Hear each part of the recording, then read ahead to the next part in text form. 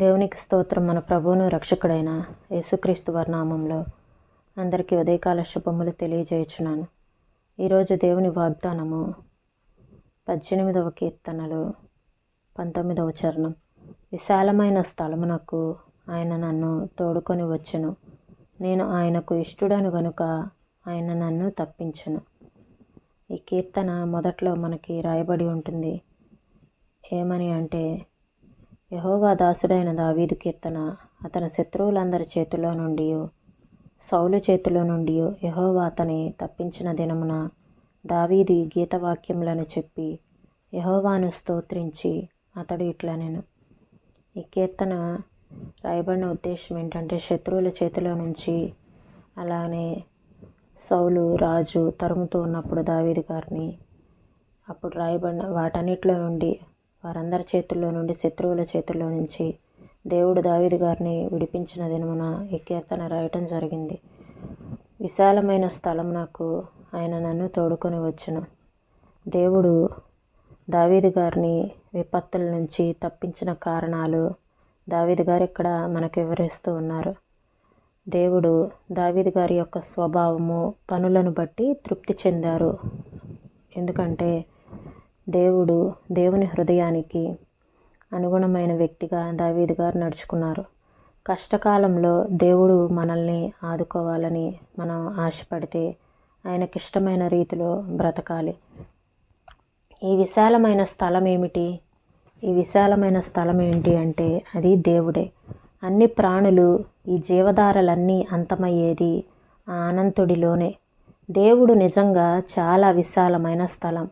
దావీదు అవమానాలు, దూషణలు, లేమి, వీటన్నిటినీ సహించి ఈ విశాలతలోకి రాగలిగాడు.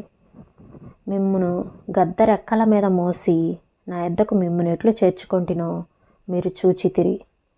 నిర్గమకాండము 19వ అధ్యాయము 4వ వచనము. సంపూర్ణ విధేయతలోనికి నావ నడిపించటానికి భయపడుతున్నాను. ఈ ప్రవాహం ఎక్కడికి తీసుకుపోతుంది? నా చిన్న పడవ ఎటు కొట్టుకుపోతుంది? నాలోకే అన్నాడు దేవుడు. త్రవ్విన సమాధిపై నిలిచి విలపించాను. రేకెత్తిన ఆవేదనతో అడిగాను, నేను వేసే ఈ విచారపు అడుగులు నన్నెటు నడిపిస్తున్నాయి? నాలోకే అన్నాడు దేవుడు.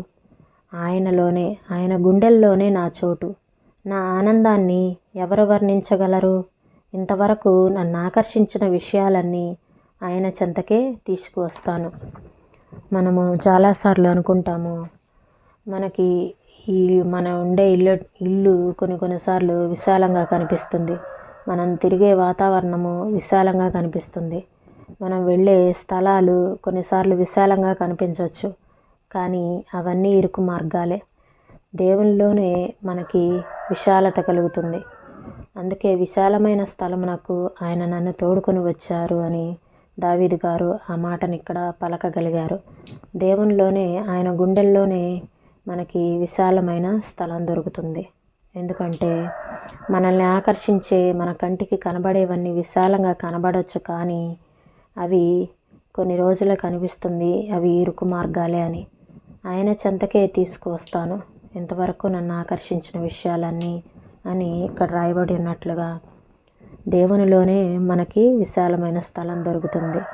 ఎందుకంటే నేను ఆయనకి ఇష్టడను గనుక ఆయన నన్ను తప్పించెను అంటున్నాడు. ఆయనకి ఇష్టమైన రీతిలో మనం నడుచుకోవాలని ప్రభు మన యొద్ద నుండి ఎదురు చూస్తున్నారు. ఎందుకంటే యేసు ప్రభు వారు సంపూర్ణమైన విధేయతతో తండ్రికి లోబడిన రీతిగా మనం కూడా దేవునికి ఇష్టంగా ఉండాలని ప్రభు మాటలు మనకి తెలియపరుస్తూ ఉన్నాయి. ఈ మాటలను ప్రభు మన వినికిల్లో దీవించునుగాక. ప్రార్థన చేసుకుందామండి. స్తోత్రం తండ్రి, పరిశుద్ధుడా, ప్రేమ కలిగిన దేవా, నీకు వందనాలు చెల్లిస్తున్నాను ప్రభా. విశాలమైన స్థలం నాకు ఆయన నన్ను తోడుకొని వచ్చును. నేను ఆయనకు ఇష్టడను గనుక ఆయన నన్ను తప్పించను. అయ్యా నా తండ్రి, మేము వెళుచున్న మార్గాలు కొన్నిసార్లు మాకు విశాలంగా కనపడొచ్చేమో, కానీ దేవా అవి కొన్ని దినాలకి మాకు అనిపిస్తుంది అవి ఇరుకు మార్గాలే అని. అవును నా తండ్రి, ఈ లోకంలో ఎక్కడ చూసినా ఇరుకు మార్గాలే. అవి మమ్మల్ని ఇరికించేవిగానే ఉంటాయి, కానీ విశాలతలో కనపడవు. కానీ మీలోనే విశాలమైన స్థలం ఉందని మీ మాటలు మాకు తెలియపరుస్తూ ఉన్నాయి ప్రభా. అవును నా తండ్రి, మీలోనే విశాలమైన స్థలం మాకు దొరుకుతుంది ప్రభా. ఎందుకంటే దేవా, మాకు కలిగే అవమానాలు, దూషణలు నాయనా ప్రభా, లేమిలో ఇంకా నా తండ్రి నాయనా ప్రభా, ఎన్ని సమస్యలు ఉన్నప్పటికీ వాటన్నిటినీ సహించి మీ విశాలతలోనికి మేము రాగలిగేలా మమ్మల్ని నడిపించండి ప్రభా. మాలో ప్రతి ఒక్కరికి ఎట్టి కృపను అనుగ్రహించండి తండ్రి. మీ సన్నిధిని మాకు తోడుగా ఉంచండి ప్రభా. సహాయం చేయండి అయినా ప్రభా. మీ కృప చేత నింపి నడిపించండి ప్రభా. ప్రతి ఒక్కరికి మంచి ఆరోగ్యం దయచేయండి తండ్రి. దేవా, నీకు వందనాలు చెల్లిస్తున్నాం ప్రభా.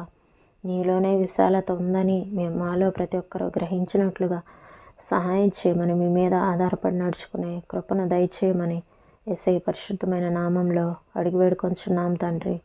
ఆమేన్.